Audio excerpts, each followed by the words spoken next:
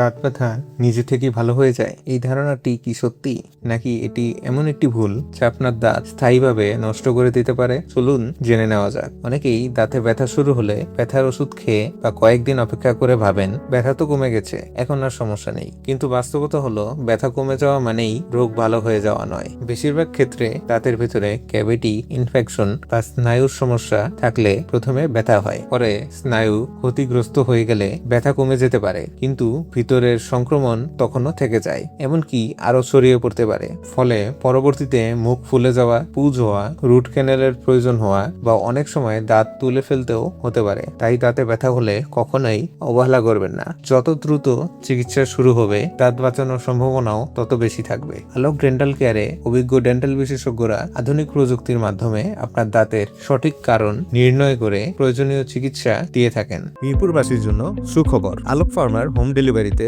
ওষুধ পৌঁছে যাবে ঘরে, সঙ্গে পাবেন 5% ছাড়। অর্ডার করতে এখনই যোগাযোগ করুন আমাদের হোয়াটসঅ্যাপ নম্বরে।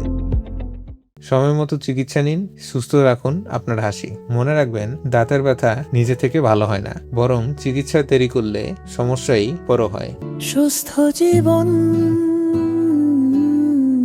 সুন্দর পৃথিবী।